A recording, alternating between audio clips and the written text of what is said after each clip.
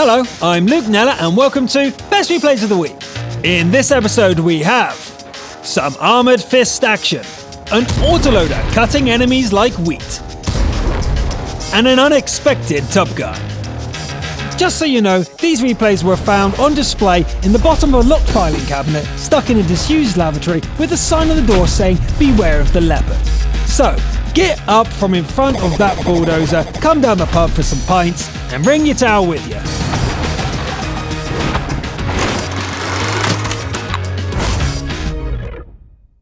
Let's begin with an armoured fist game from the EU servers, where Tutti and 6 hearty clanmates battle for bragging rights to the Siegfried line. Tutti drives an IS-3, the tank which forms the backbone of the Finn clan's force. The opposing team has a more varied mix of machinery. Tutti rushes the first shot, but lands the next 2 and scores a kill for the team. Things start going wrong though, and before long it's starting to look like a crushing defeat. But when the going gets tough, the tough get going. Tutti wins the duel and punches a hole into the Carnarvon for good measure. The last ally goes down, leaving Tutti with 3 tanks to deal with. Our hero reverses into cover, tagging the British heavy a second time on the way. They do not follow, and instead attempt to capture. Tutti circles around, peeks out of cover, and assassinates one of the Tigers. The second Tiger is in cover, and the 2 heavies bounce shots off each other's turrets. The opponent pulls back behind the burning hulk of the first Tiger. But as it turns its turret, there's a tiny opening. 1 sniper shot later, the enemies are down to 1. The Carnarvon is coming. Its turret rises into view and boom! The game is over. A nice quick game there to get us going. The more grim things got, the harder Tutti tried to save the day. Well played, Fox Girl!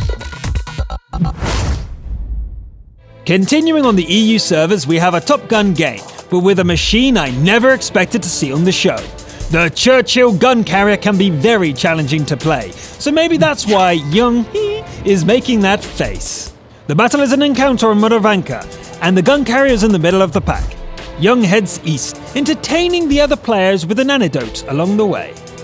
Enemies have been spotted. Young turns towards them, but gets pounced upon by a Luchs. It makes the mistake of turning back and becomes the first kill of the match. This OI deserves some attention. The gun carrier has good gun depression, so Young can peek-a-boom over the little hill. There's always time to harass a Tiger before finishing off a kill. A Skoda T24 bolts like a startled rabbit after the first shot, but it doesn't get away. The Tiger from earlier receives some more punishment, but an ally claims the kill. Young creeps towards the next victim, and is once again ambushed by a rodent. The China doesn't make use of its mobility advantage, and becomes kill number 4. The KV-85 bounces a shot, and the T-67 takes its place as the 5th kill. Not to worry though, the KV follows it to the garage soon after. Picking off the damaged Hellcat is easy enough, and then it's time to go sort out the capture. The game is 3 against 3, and Young is at 7 kills. A second OI comes into view. The gun carrier can damage it well enough, but trading shots is a bad idea, as we can see. Luckily there's no follow-up shot, and Young can slip away unkilled. The distant SU-152 is a difficult target, but repeated attempts gets it down to 3 hit points. The OI is now killable if Young can get to it without risking a shot. The opponent backs up, exposing a flat surface, and gets blown up. That's 8 kills and all allies are dead. Can this unlikely murder machine carry the game all the way? The capture bar is getting uncomfortably long, and there are 2 opponents to deal with. Which one first? Young turns towards the 82. They both fire and blow up in a double kill. Oh no! Another heartbreak ending this season, this time for an unexpected kill streak. Just take a look at those numbers. 5k damage is impressive with any tier 6 machine, but with this turretless crawler, it's downright amazing. Now let's move over to the Asian server for a Defender game featuring the Chippy in a tough-as-nails KV3. The match is a Tier 7 assault on Siegfried Line. The Defender heads north and meets the attacking force at the outskirts of the city. The jumbo stick armor is not a problem for the KV. The 122mm shells blast through every opponent and soon claim the first kill of the match. As this tank blows up, our defender realizes the flank is clear. Time to head back into town, helping to dispose of an Object 416 along the way. Le Chippy beats up an Oni, and then a T-29, with teammates securing each kill.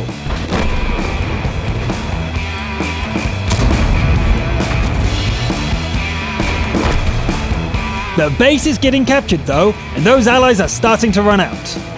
The IS-2 gives back as good as it gets, and it seems to have a lot of friends. The Defender trusts in the KV's armor, and pushes through towards the capture zone. So close and yet so far. The track comes off at a bad time, but luckily their platoon mate comes through with a reset. Back on the move, and with a lucky hit on the Comet for good measure. The platoon mate gets a few last hits on the Kappa before dying, and leaving Le Chippy alone against 5. Okay, let's do this. 4 of the 5 are here, but the T-150 has clearly bailed from the match. Le Chippy finishes off the Comet and struggles to draw a bead on the AMX. The KV-3 is a tough machine, but it's starting to run out of undamaged components. The AMX is down, and the Su-100Y hilariously finishes off its AFK teammates. This is bad. The artillery strike turns our defender into a sitting duck, and the enemy can't miss at this range. Somehow the TD finds a way to mess up its shot, and Le Chippy turns it into scrap. The RT is still on the ball, however, this time lighting the tank on fire. It would be good to get going now. Really good. You guys? The track is repaired at the last possible moment, and the artillery strike misses by meters. The artillery tries its luck a few more times, but Le Chippy is long gone. The KV is mostly held together with duct tape at this point, and the defender needs to avoid any further artillery strikes. Le Chippy sets up an ambush and waits. And then waits some more. When the SVG does appear, it's from the other side of the capture circle. The FV fires on the move and misses. Le Chippy returns fire, missing as well. The FV's second attempt goes high, and it doesn't get a third go. Victory for the defender. Well done, Le Chippy. Sometimes we need luck as well as skill, but the most important thing is to keep fighting no matter the odds. Now let's go back to the EU region for a 3-player brothers-in-arms game on Fjords. The players are Fredstra driving an IS-5, Darkness 03 in an AMX Chasseur de Chars, and Gruzing 93 in a T-34. The trio make up a defensible position in the middle of the map, and give a warm welcome to any opponents who come into view. The first kill goes to Fredstra, who apparently doesn't need to see you to kill you. Gruzen pushes ahead to get eyes on the enemy, while Fredstra repeats the blind fire trick on a Panta Axe. Gruzen works to dismantle a Type 59, while Darkness dashes forwards and takes out a Kanaba. Fredstra drives around the mountain to guard the base and gets charged by a WZ-131. A track and hit ends the flanking attempt, but as it retreats, 2 more opponents come rolling in. Gruzen joins the fray, and so does an enemy IS-3. The T-34 scores its second kill, evening out the odds a bit. The WZ-111 lands a hit on Gruzen before the 2 platoon mates dismantle it together. The Chinese scout manages to get away, while the platoon's last ally dies in the distance. The game is 3 against 9, and the allies didn't manage a single kill. Fredstra heads back to the northern side, leaving Gruzen alone to hold the south. Falling trees warn of approaching enemies, and an E-75 rolls into view. Fredstra is ready, and puts a heat round through its lower glacis. Gruzen holds the southern approach, cutting down an AMX 1375, while Darkness takes out its bigger brother. Fredstra pushes out to challenge a Centurion 7-1 and a T-34-100, with Darkness providing fire support. As an enemy goes down, a T-20 joins the battle, It's starting to look bad for the IS-5, but Darkness uses the speed of the CDC to dash forward and turn the tide. The game is finally even, but Gruzin is in trouble. The remaining enemies are all in the south, with a Jagdtiger as the tip of the spear. Darkness races in to help, but doesn't get there in time. The platoon have to be very careful now, as they are low on hit points and the CDC has no armor. Fredsterer punches a hole in the SU-152 as Darkness works to stay alive and keep the enemies spotted. The Jagdtiger comes bulldozing through the house and Darkness has to run for it. Fredsterer takes the opportunity to end the SU-152 and the game is 2 versus 2. Darkness pounces on the scout and turns around to engage the Jagdtiger. The big TD tries to push through another house, but this one was built to last. It starts turning around to deal with the CDC instead, but this allows the IS-5 to join in. One more double tap and the game is over. 15 kills for the platoon. Between the 3 of them, they wiped out the entire enemy team. This rare achievement makes them our Brothers in Arms of the Week. Congratulations! We'll wrap up the episode with a crucial contribution from the EU region, as EXE29 takes an AMX-50B onto the mountain pass. The match has only 4 tier 10s and more than half a tier 8. This is definitely EXE29's game to carry, so let's see how it plays out. There's nobody to ambush from E2, so the AMX joins the main push down south. EXE29 tires of caution and goes on the attack. The AMX takes a hit going in, but the enemy heavy gets clipped down in seconds.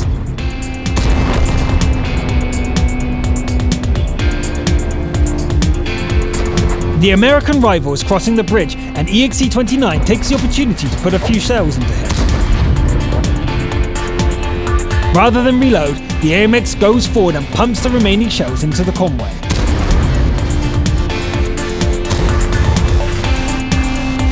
EXE29 focuses like a Zen warrior and explodes into action. A single drum of shells produces 4 kills in an amazingly rapid sequence.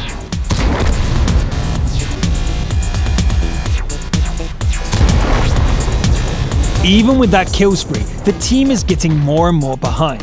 EXE29 fires a shell at a speeding SP-1C and uses the other 3 to clip down a T-30.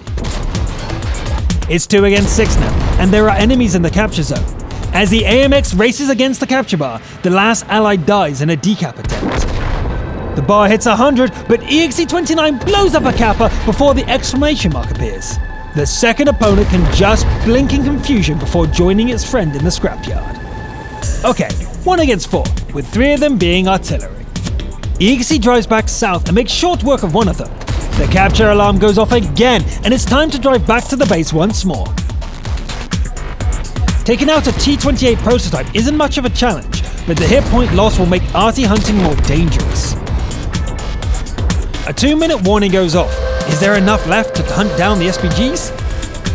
EXE29 is going in with HE loaded. 1 minute, this is it. The AMX drives straight up the ramp and is rewarded with a 1-hit kill. Where's the second one though? The clock is ticking. As it happens, the last SPG comes into view, looking a little unprepared. EXE29 fires and misses, as the opponent lines up a shot. Both fire at the same time, but the opponent's shell goes high and wide. Victory, and with 24 seconds to spare. Okay, top tier autoloader and all that, but 12 kills is pretty impressive. Add in that last second base defense, and this is definitely the crucial contribution of the week. Great work, EXE29. So that's the answer to the ultimate question of life, the universe, and everything. But 15 kills in a platoon. Literally, that has never happened for me. I have 2 options. Get good or get better platoon mates. Okay, maybe only one option. I'm Luke Nella, thanks for watching, and I'll see you next time. Best replays of the week, 42. Take 1. Action. Lex. Lex? No, that's wrong. Lux. Lux. Probably close enough. Like the body spray. Penta 88.